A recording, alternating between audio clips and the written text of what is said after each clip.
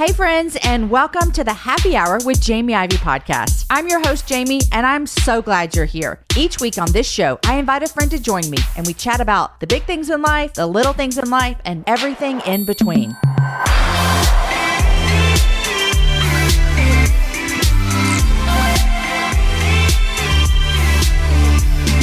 Jasmine, welcome back to the Happy Hour in the same week. I'm glad you're here.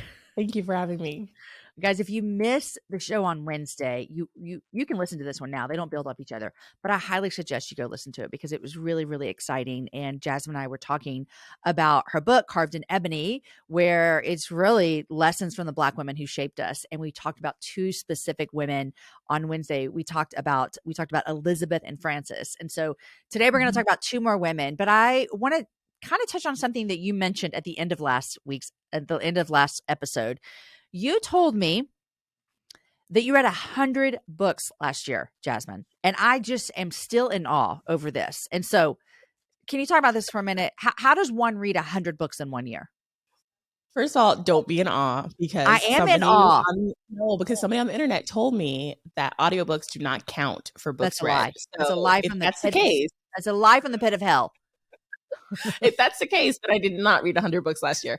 But if audiobooks count, I do just a lot of audiobooks. I have 3 kids. And so it's just like while I'm cleaning the kitchen, while I'm doing carpool, while I'm falling asleep, I take a bath every single night and nobody's allowed to talk to me. Do you really? Yes. I'm a bath person. Yes.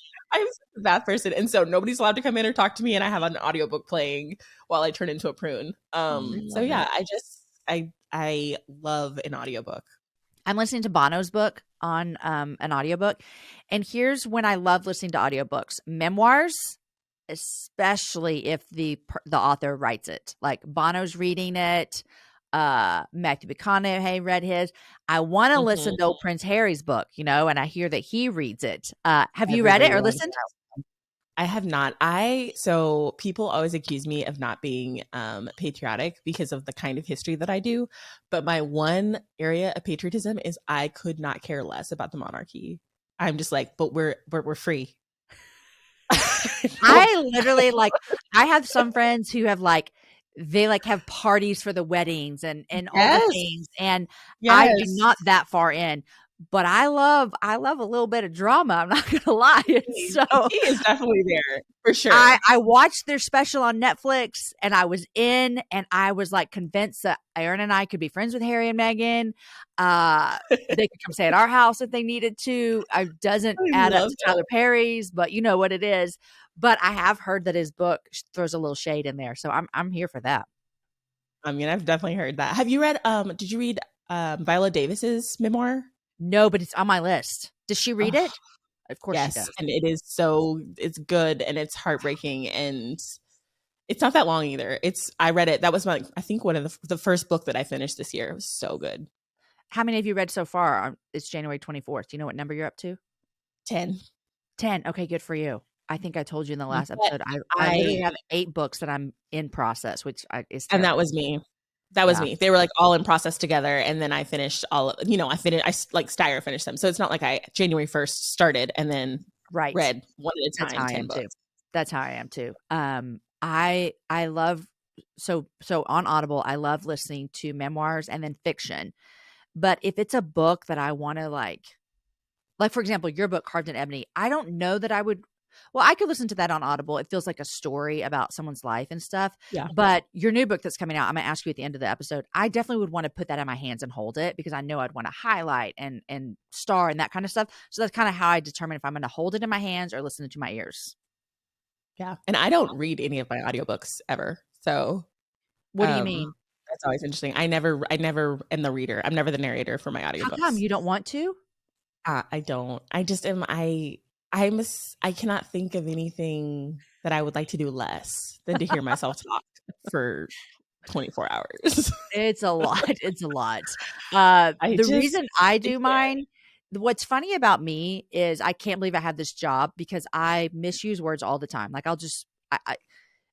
did a whole Instagram story the other day, and after I got done, Aaron said, "You said this word 4 times, and it doesn't even make sense. That word doesn't even belong in that sentence." And I'm like, I know, it's just what pops into my head. So I misuse words all the time.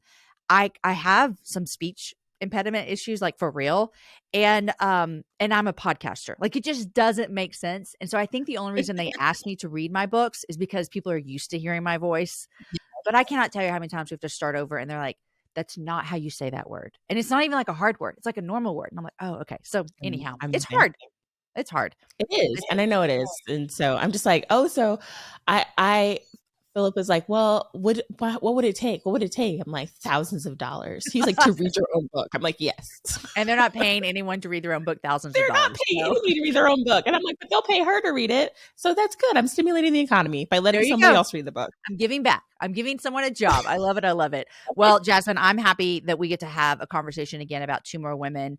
And I want everyone to know that as we have these conversations, that you have a book where dives into all 10 of these ladies. It's called Carved in Ebony. I read it, there's an adult version and a young adult version. And so I also got the young adult version for my daughter.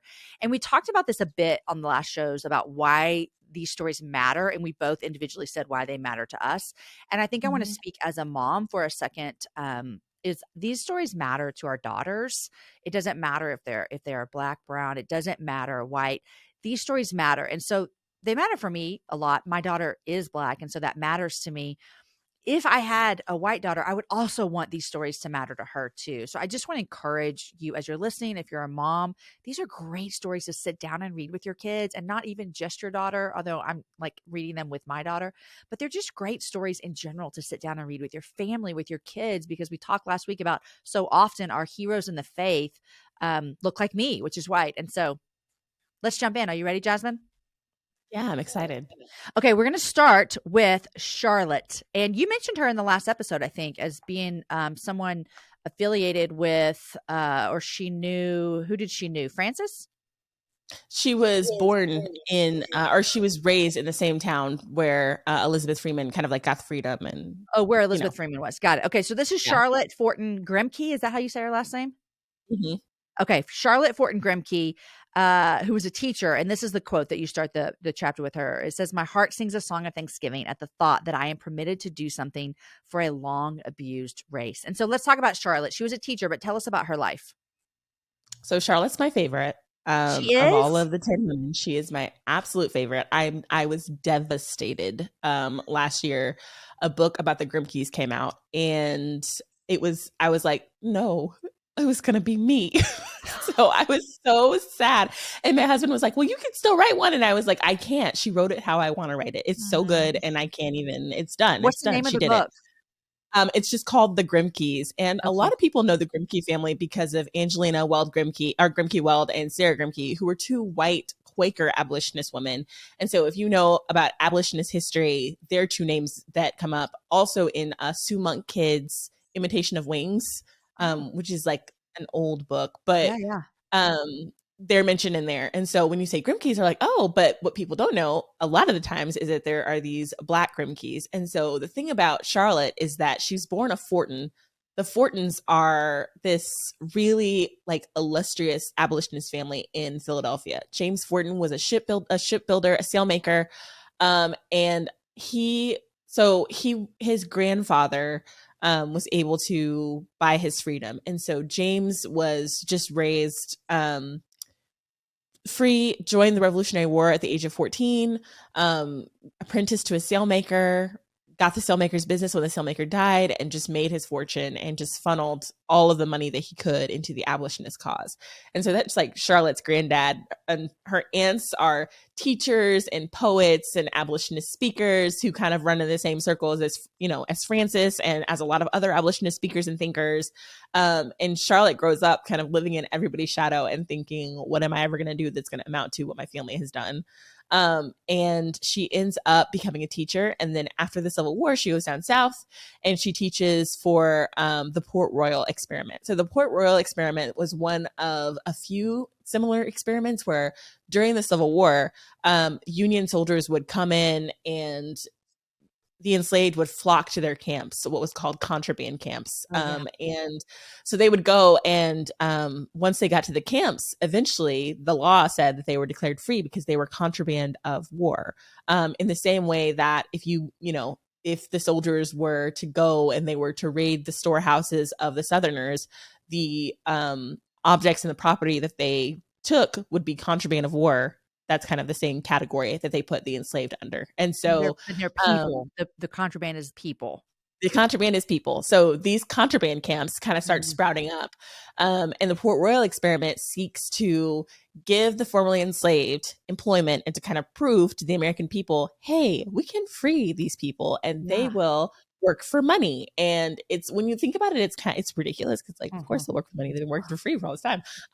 But so Charlotte goes down to Port Royal and becomes a teacher to the formerly enslaved, and she keeps a diary the entire time. And she also writes a couple of articles for what we now know as The Atlantic about her experience on the Sea Islands. And there's this entire culture of the Sea Islands because these enslaved people would work out on islands off of the coast of South Carolina, and their enslavers would live like in the state, Right. not off of the coast. And so Uh-huh. there's this whole culture of people, this whole Black culture that kind of takes place and forms apart from the culture of white Americans. And so she's just coming in as a folklorist and just kind of recording things and telling people about them. And so her work is actually really important when it comes to learning about those cultures and experiences. She was a teacher there for a short time, then she moved to DC, and that's where she met Francis Grimke, who is 13 years younger than her. So, like, get it, Ooh, go Charlotte. girl.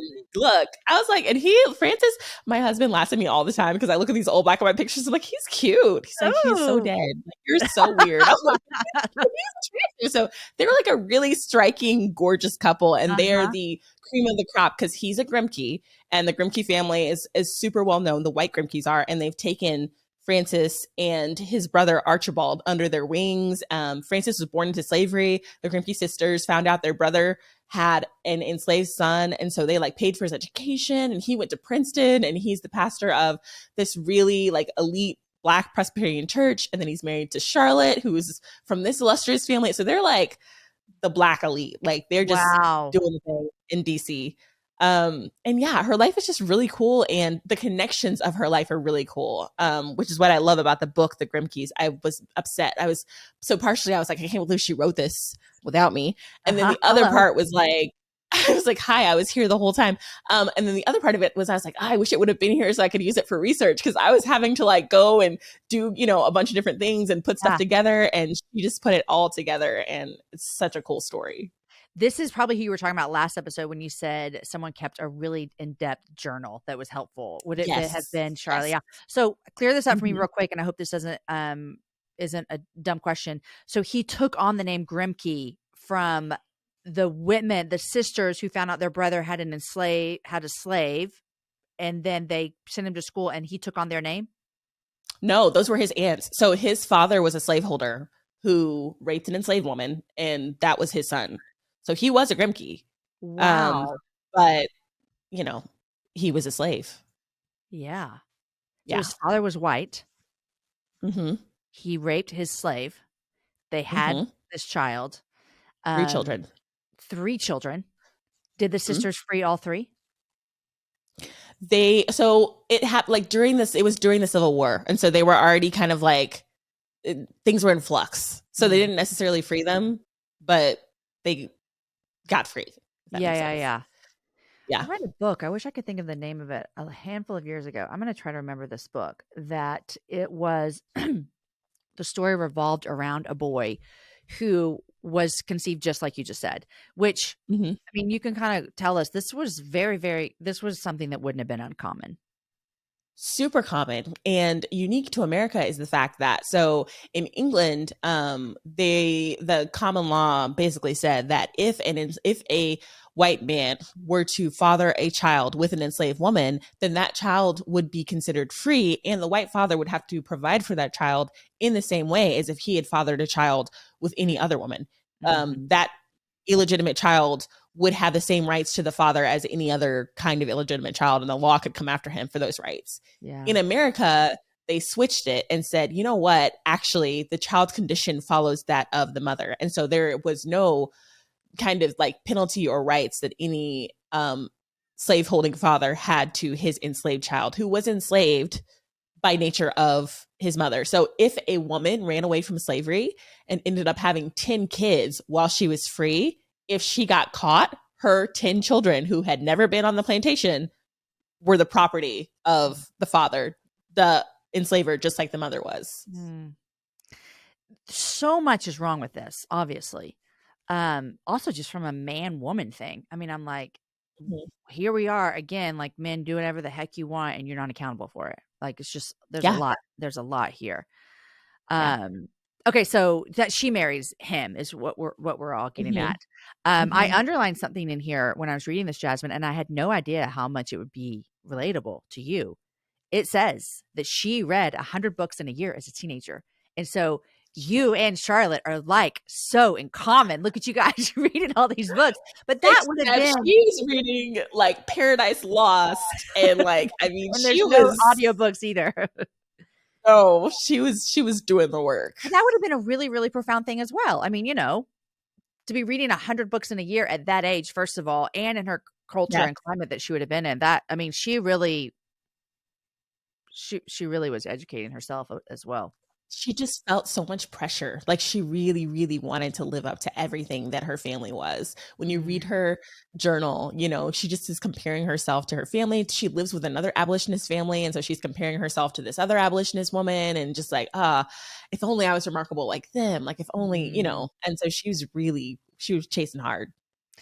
Which it's so interesting because we can sit here, all these hundreds of years later and go like, "Oh, you were doing so much amazing stuff. Like how much time was Hmm. wasted on wishing you could be like someone else?" And I'm like, "God, isn't that the common theme of all of our lives of, since the beginning of time of I'm just not as good as someone else." And so Yep. you mentioned the sea island that she went down and she became an educator to people on the island, right? And you said they Yes, she had did. their own culture and all that. Do we see any remaining does that remain anywhere? It was South Carolina, am I correct? Do we see that It remaining was. anywhere? Yeah, it was the Gullah culture, which a lot of people have worked really hard to maintain and to kind of like savor and keep. So if you go Mm, down to those very same areas, a book for story to read is Eden's Everdark. It's a middle grade book, and it's okay. all about a girl going back. So her mother has died. Her father takes her back home to meet her mother's people, and it's this fantasy, and it's beautiful and atmospheric. But the same culture that Charlotte Forten encountered in the Sea Islands is the very same culture that this young girl in the 21st century is encountering. That's her mother's family. So the island is called the Sea Islands? I'm just trying to think like can people go like is there still this like culture and everything that we would see that Charlotte experienced there? There is. I mean, it's the 21st century version, but there are definitely still pockets. There's pockets of people who still speak the dialect as well. Mhm. That's really, really cool. You guys, I'm going to say this, and we have mentioned so many books in last episode and in this episode, and so I don't want you to miss them. Like, I'm going to get off the conversation and go order that one for story right now. But we put all of the links to all the books in our show notes. So if you go to jamieivey.com and click on the podcast link, they're all there. Okay, what do we see about God's life in Charlotte, his character, and how he was with her? Tell me what that means to you. My favorite thing about Charlotte is that she's the daughter of a legacy. Mm, And I relate in a lot of ways. I do not have a grandfather who was a millionaire sailmaker and one of the richest Black men in America, but I am a pastor's kid. And so I often growing up felt that pressure of like, oh, I have to live up to what people are expecting. I have to be what people are expecting. And what I love about Charlotte is that she inherited that legacy, but she did her own thing with it. mm. She Which is ended you, up, Jasmine. I'm telling you, you and oh, Charlotte are so much alike. I love her so much, and we are alike because she goes down to the Sea Islands, and this little girl, like I want to punch her when she's writing about these people, and she's like, "Yo, they're so ignorant," and like, oh, it's so like paternalistic and so privileged. And I'm reading it, and I'm like, oh, Charlotte. And I was talking to my girlfriend, and she was like, "Is it because you kind of like?" And I was like, I don't want to talk about We that. don't need to talk about that. Let's talk about Charlotte. We don't need to talk about why I relate to her, okay? I just do. But yeah, just the being really sheltered, being thrown into the real world and learning how much she didn't know about her own culture. I relate to that in such a gigantic way. And I think it's a beautiful picture of the legacy that God gives us because this whole book is about legacy, and Yeah. legacy is not just by blood. Yeah, and I think that, like, that importance of the legacy, it even helps us to, like, even look back and be grateful for, like, legacies that have shaped us in ways that we didn't even know, you know? I mean, I look back and Mhm, mhm. I remember one time thinking back, like, my grandfather, my mom's dad, like, his faith inf informed my mom, and my mom informed me, you know, and it is just this legacy, it's really, really Yeah, cool. All right, let's go to absolutely. our last woman, although you write about, more in the book, so but the last one we're gonna talk about, um, which was really, really dear to my heart, and this one was, and so we're gonna talk about Maria Fearing. Did I say that Mm. right? Fearing? Mariah Fearing. Mariah. Oh, thank you for that. Okay, so Mariah Fearing, and here's a quote, um, by someone else about her. So here's what it is. Fully realizing that the end of her life is fast approaching, and with the same childlike faith, Miss Fearing is patiently awaiting, calm and fearless, to welcome the call of the Lord, and is ever listening to hear the whir and hum of sweet chariot, accompanied by a band of angels swinging low, coming to carry her home. So that was said about her. So Mhm. she was actually born into slavery in 1838. So give us a little glimpse into her life. Yeah. So the cool thing about four of the women in the book, three of them were all born in the same year, 1837. Mariah was born the very next year, 1838. And through these, Charlotte was born in 1837. So these two women were born super close to one another, but one was born in freedom in the North and one was born in slavery in the South. And the trajectories of their life and the trajectory of their educations and their Wow. ministries are Yeah. completely different because of where they were born. Right. And so Mariah was enslaved by a Presbyterian pastor and his family. And so she was raised in the faith by these enslavers, and so had, you know, it's a really complicated situation. But as soon as freedom came, she was in her 30s and decided to go to school and learn how to read. And so I love this picture of her being at the school with these very young people and sitting down with them at the table and just learning how to read and just really being a humble person, Mhm. working for the school, wanting to learn all she could. And she was able to earn a wage working at the school, buy her own home, and just have a lot of security. And so William Shepherd was a Black missionary to the Congo. He came to the school to speak, and Mariah was like, I have to go to the Congo. By this time, though, she's 50. And Mm. so the Missionary Association that sent William Shepherd to the Congo was like, you're old. I'm sorry, you can't. We're not going to finance this. And every Right. time I tell this story, I'm always like, remember, 50 in the 1880s and 90s is completely You're different from close to the life 50. expectancy. Yeah. Yes, yes, they're like, you know, you're gonna, even though she'd live to be 99, but um they were just like, we can't finance you. And she said, cool. She sold her home and financed herself. And she went to the Congo, and it was such a treacherous journey. Like, you're going by Yeah. boat to the coast, then you're going through jungle, you're going over, you know, you're going over the river, you're going over, like, it was so, it's such an intense journey to even get there. And at this time, Prince Leopold of Belgium has colonized the Congo. And his story is so interesting because it's just like, literally, he was like, everybody else is colonizing somewhere in Africa. I want a colony in Africa. And so he went and got the Congo. And it's estimated that over 10 million Congolese people were killed during Leopold's reign in Congo. He never set foot there, but his principles and tactics of mining rubber killed probably 10 million people is the estimate. And so that's kind of where Mariah finds herself, just like dropped in the middle of this Mm. country where people are being enslaved, forced into mines. If they don't make their quotas, they're having limbs removed. There's lots of pictures of William Shepherd with children who don't have arms or don't have Mhm. hands, because that was the punishment for not meeting quotas for the mining.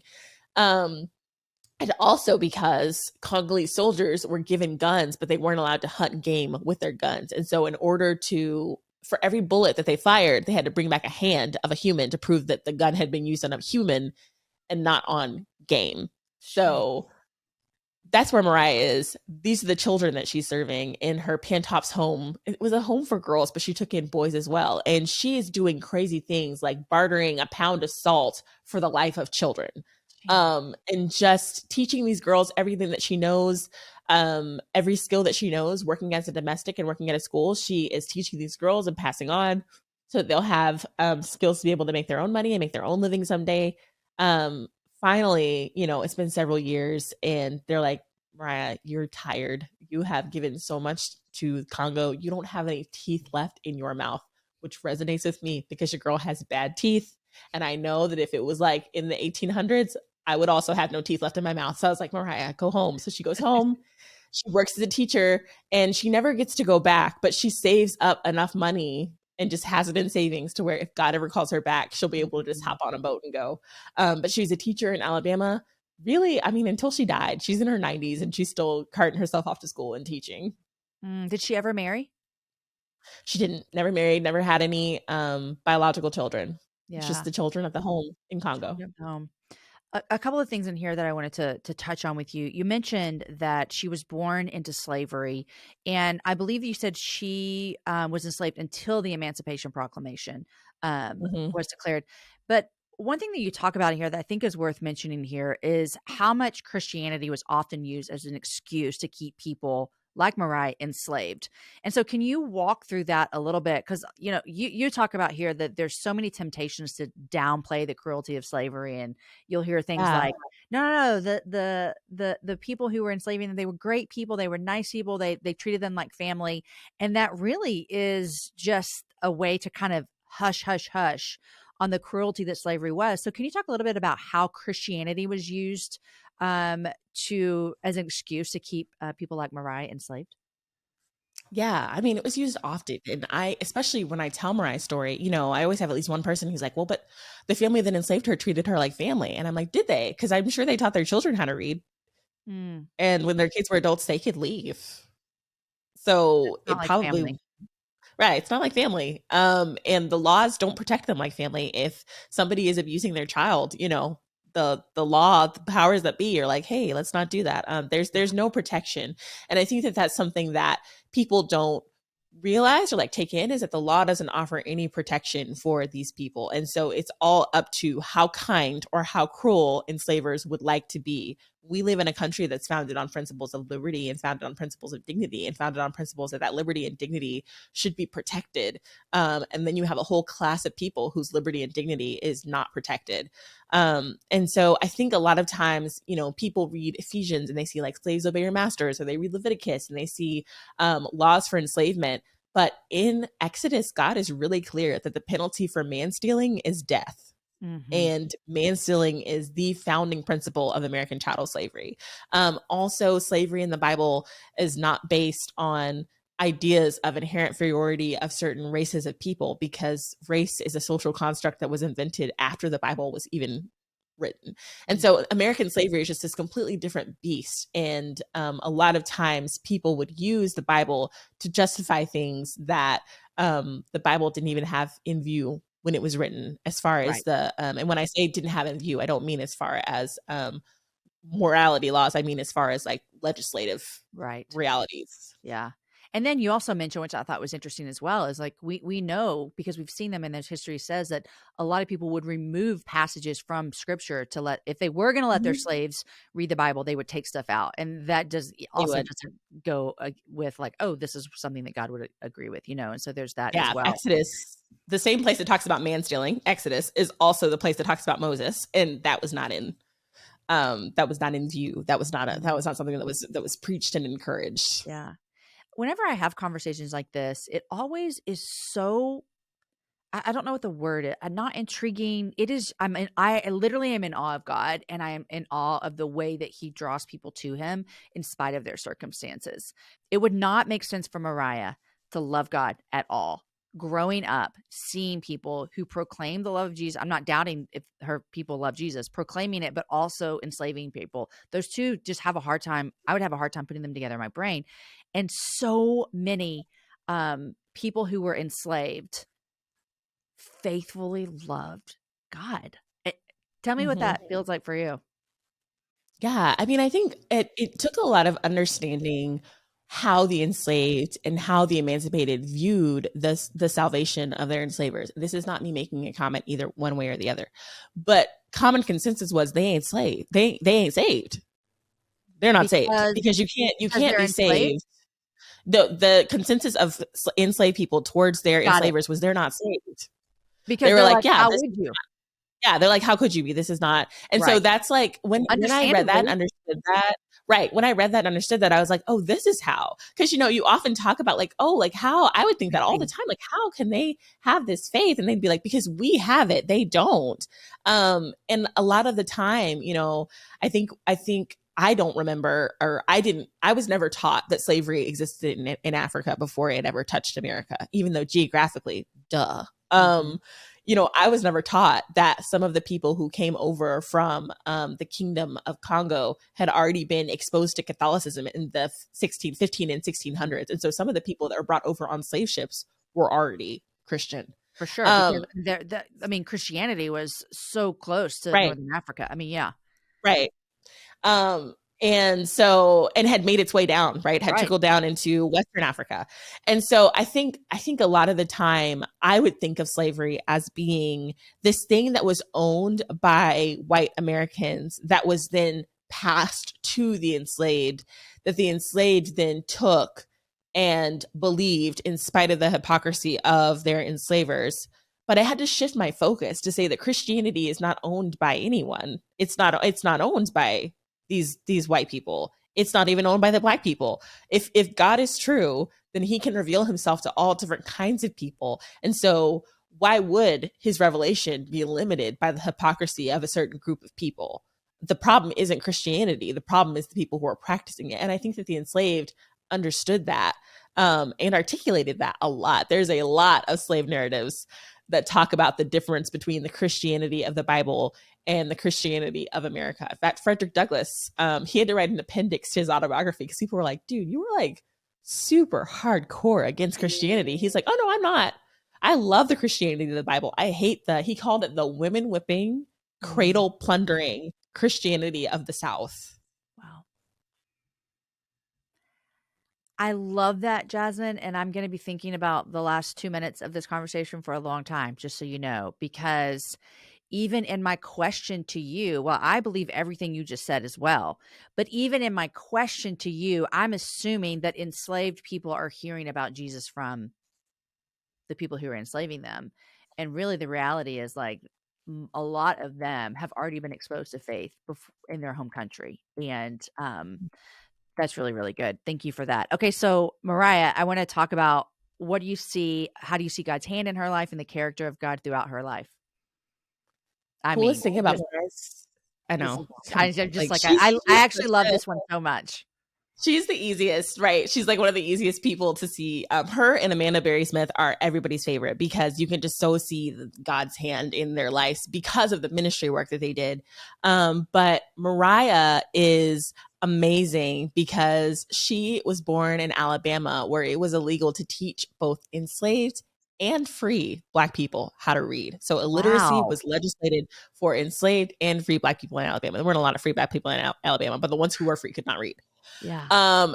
And she ended up being born in that country, in that state, and then going to a foreign country and helping to translate the Bible into the language of what we would call an unreached people group so that they could read the Bible in their own language. And I just love that picture of, again, some enslaved people picked up Christianity from their own country. Some of them did hear about it from their enslavers and had to figure out how to discern the difference between what they were being taught from the pulpit about the character of God when it came to what God thought of them and what they were able to discern for themselves. And Mariah is a beautiful example of somebody who discerned the truth and spread it far and wide. And I love that. I love that the gospel was not constrained by the hypocrisy of the people who owned her. You know what? People think deconstructing just started in 2020. People have been deconstructing the faith that they heard from people for ages and ages and ages. Am I right? They have. There's this one. I wish I remembered his name in his autobiography. He was like, it was amazing because like these enslaved people would hear like a white minister and they were able to discern the difference between what he was saying and like what God was saying. It just was like there was always this parsing. I mean, yes, there was this parsing going on. Yes. So and so beautiful. he preserves his people and he gives them what they need. And he keeps the faith alive. Yes, he does. That is It's beautiful and it's encouraging as well. Okay, so we've gotten to the end of our 4, ladies. If you missed the last 2, go back and listen to the show on Wednesday. All of these are from Jasmine's book, Carved in Ebony. And I originally wanted to do 4 episodes with you, but I think I was like, you know what, we should leave some women to they got to go read the book to figure out about this. So I'm happy that we did too. But I want to finish off today's show asking you what you're reading, and then I want to talk about a new project that you have. So what are you reading? You told us 2 amazing books last week that you have read and you just finished. So what else? And I know you're reading more. So what else are you reading? I am. Right now I'm reading a book called Wild Blood. It is by the same author of I'm totally blanking. So I need to think of it and I'll text you. But she wrote a Jamaican, like not Jamaican. This is Jamaican. The one Wild Blood is Jamaican, but it's an Ethiopian mythology retelling of Jane Eyre that she wrote Okay. couple years ago. It's a young adult book, and so I read it. Well, Within These Wicked Walls. That's what it's called. Within And These it's young Wicked adult? Walls. And so it's young adult. It's dark. It's Jane Eyre, right? So it's like creepy. Okay. But I read that last year, and I was like, wow, this is amazing. And so now I'm reading her next book, Wild Blood, which comes out this month. I think when this podcast comes out, it'll be like I think it comes out the week that this podcast comes out. Okay. But I'm reading it right now, and it's a crazy, twisty, turny fantasy coolness. Goodness. Yes. Okay, I'm going to read every book that you tell me that you're reading because I would like that. But I want to talk to you about this. You have something that you're doing called Reading Everybody Black and challenge, and you are doing this challenge on Instagram and in your own life and the way that you interact with the people that you get to lead and follow and influence that you influence. Tell me what Reading Everybody Black is, because I'm gonna be real honest with you. I want to be a part of this challenge, but I'm in and out of Instagram so often because I need some discipline in my life, and I like go through phases where I'm like, I hate Instagram, I I love get it. Instagram. So tell me how I join you in this challenge and what it is. Yeah, it's a challenge so it has 24 categories. This year we divided it into 12 fiction prompts and 12 nonfiction prompts. And so you just read. Some people are doing both the fiction and the nonfiction. I am. Some people are doing just the fiction. Most people are doing just the fiction. And then like 2 people are doing just the nonfiction, and those are my people. But it's just reading more Black authors. And the point is not like that you don't read any other authors. Like I said, I've read 10 books this year, and a lot of them have fit into this challenge. A couple of them haven't. Yeah. But just to read more Black authors, just to read more Black voices. And so, yeah, the prompts are things like something young adult, something middle grade, something fantasy, something about family, something about romance. I love me a young adult romance. I didn't date when I was a teenager, so young adult romances, I'm just like, oh, I need that's you so to send me, sweet. just text me all the appropriate young adult romances, because I walk into the library, or I I don't go to the library. Who am I know. kidding? I walk into the bookstore and it's like young adult romances. And I'm like, I have no idea what my daughter's about to read in this.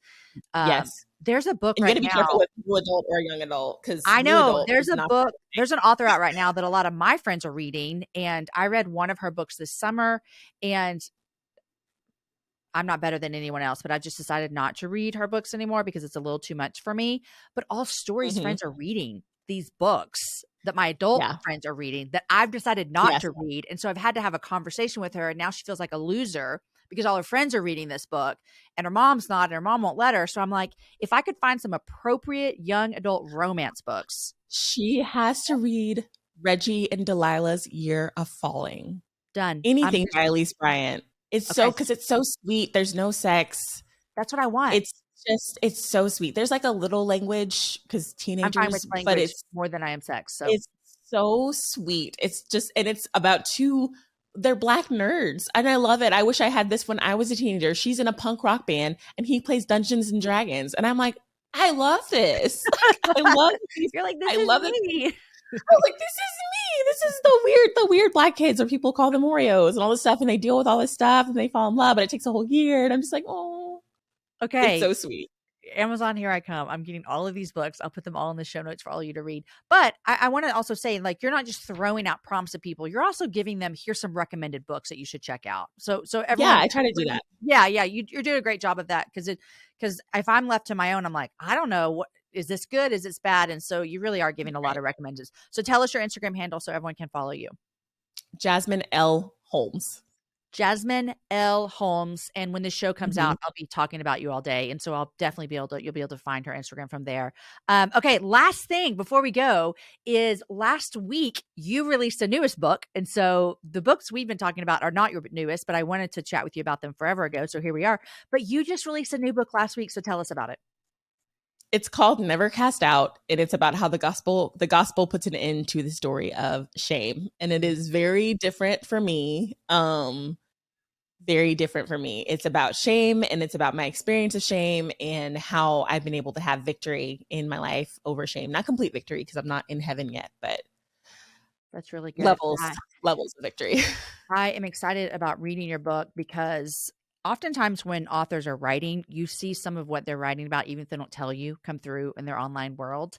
And I could probably remember when you were working on this because I saw a lot of your Instagram around shame. And I was so encouraged and convicted and all of the things in that period of you post on Instagram. So I can't wait to dive into the book and read all about it. Yeah, Jasmine? it'll be good. It was one of those. Oh, sorry. No, Go ahead. you finish that thought.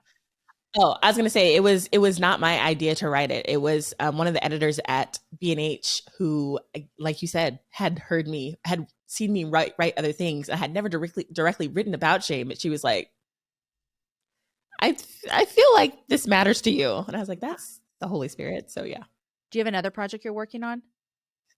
I do. I have a book coming out in September called Crown with Glory, and it's another history book.